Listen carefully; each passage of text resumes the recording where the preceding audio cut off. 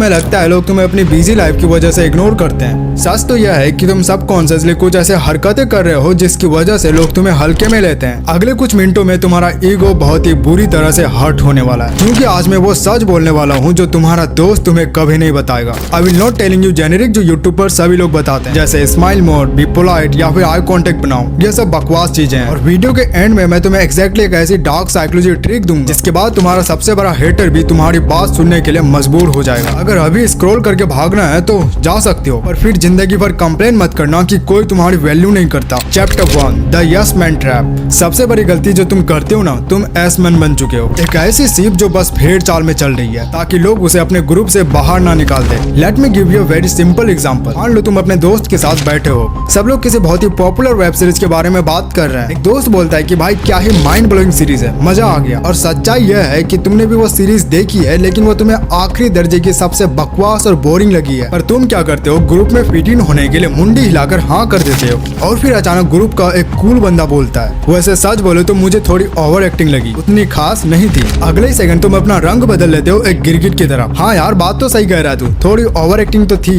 The exact moment you do this, उस group में तुम्हारी इज्जत जीरो हो जाती है। सामने वाले को इंस्टेंटली समझ आ जाता है कि इस बंदे की कोई आइडेंटिटी है ही नहीं, इसका अपना कोई स्टैंड नहीं है। लोग ऐसे इंसान की रेस्पेक्ट कभी नहीं करते जिसे किसी भी डायरेक्शन में मोड़ना बहुत ही आसान हो। अगर तुम्हें कोई चीज पसंद नहीं आई तो उनकी आंखों में देखकर बोलो, नहीं यार मुझे तो बिल्कुल भी मजा नहीं आया, मेरा तो टाइम वेस्ट हो गया। तुम्हें उनसे लड़ना नहीं है, रूड भी नहीं बनना है, और अपना ओपिनियन रखने का गट्स होना चाहिए। जब तुम भीड़ के खिलाफ जाकर अपना सच बोलते हो तो लोग भले ही तुमसे उस वक्त डिसएग्री करेंगे, पर उनका सबकॉन्शियस माइंड में तुम्हारे लिए रेस्पेक्ट पैदा हो जाती है। वो नोटिस करने लगते हैं कि यह बंदा रियल है, फेक नहीं। Chapter 2 the super power of no. लोग आज तक तुम्हें पीपल प्लीजिंग समझते आए हैं। तुम्हें लगता है कि सबकी हर बात मान लेने से, उनकी सारी काम कर देने से लोग तुम्हें रेस्पेक्ट करेंगे, तुम्हें पसंद करेंगे। पर सच बताऊं, वो तुम्हें एक फ्री की सर्विस समझते हैं। एक बहुत ही आम एग्जांपल देता हूँ। मान लो तुम्हारा कल कोई बहुत जरूरी काम है या फिर आपका एग्जाम है और तुम टाइम निकालकर उसकी तैयारी कर रहे हो। तभी तुम्हारे एक दोस्त का कॉल आता है और वो बोलता है कि भाई मेरा मार्केट में एक बहुत जरूरी काम था, अपनी बाइक निकाल और चल मेरे साथ। अब तुम्हें पता है कि तुम्हारा एक एक मिनट बहुत कीमती है, तुम्हें जाने का बिल्कुल भी मन नहीं है, लेकिन तुम्हारे अंदर का अच्छा बच्चा जाग जाता है और तुम सोचते हो कि अगर मैं मना कर दिया तो इसको बुरा लग जाएगा, हमारी दोस्ती खराब हो जाएगी, और तुम अपना नुकसान करके उसके साथ चले जाते हो। तो उसके बाद उस दोस्त की नजरों में तुम्हारी इज्जत बढ़ी? बिल्कुल नहीं। उसने सबकॉन्शियसली ये नोटिस कर लिया कि इसका अपना टाइम बिल्कुल सस्ता है और ये इजीली मैनिपुलेट हो जाता है। जब तुम लोगों के हर छोटे मोटे काम के लिए 24/7 अवेलेबल रहते हो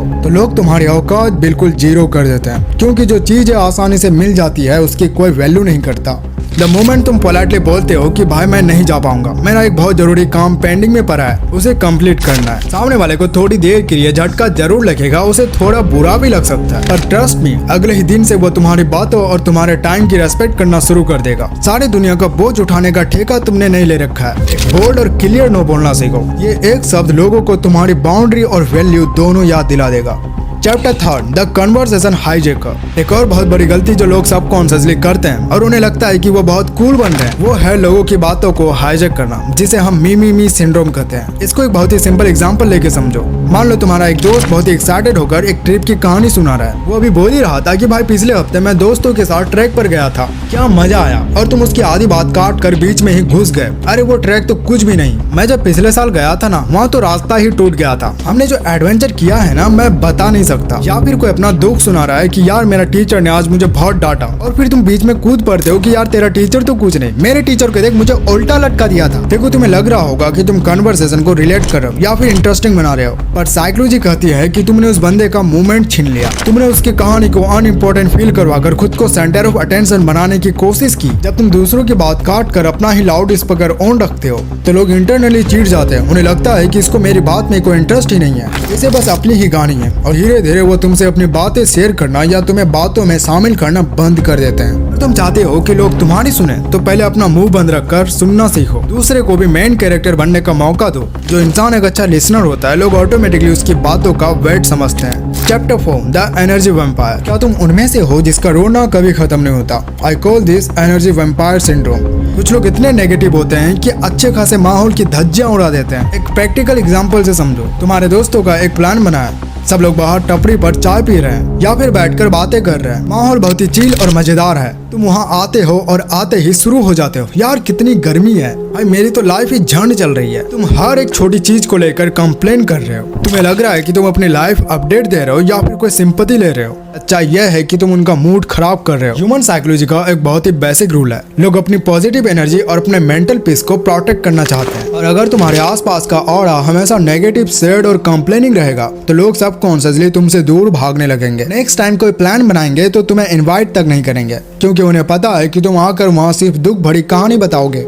सुन लो, सबकी लाइफ में प्रॉब्लम्स है, सबकी लाइफ में स्ट्रगल चल रहा है, और जब तुम लोगों के साथ खड़े हो तो be someone who lifts the energy, not drains it. अपना हर वक्त का रोना धोना बंद करो। जिस दिन तुम कंप्लेनिंग छोड़कर एक पॉजिटिव सॉर्टेड वाइब कैरी करोगे, लोग खुद तुम्हारे आसपास रहना चाहेंगे और तुम्हारी बातों में इंटरेस्ट लेंगे। Chapter 5 the overthinkers trap. तुम्हें लगता है कि लोग तुम्हें इंटेंशनली इग्नोर कर रहे हैं या तुम्हारी बातों को सुनते नहीं है। रियलिटी बहुत अलग है मेरे भाई, वो तुम्हें इग्नोर नहीं कर रहे, तुम खुद उन्हें मौका दे रहे हो तुम्हें भूल जाने का। इस बीमारी को कहते हैं ओवर थिंकिंग। सिंपल एग्जांपल लो, तुम 4-5 दोस्तों के साथ खड़े हो, कोई मजाक चल रहा है या फिर किसी ट्रेंडिंग टॉपिक पर बात चल रही है। अचानक तुम्हारे दिमाग में एक बहुत ही फनी कमबैक या फिर एक मस्त पॉइंट आता है, पर तुमने तुरंत मुंह नहीं खोला।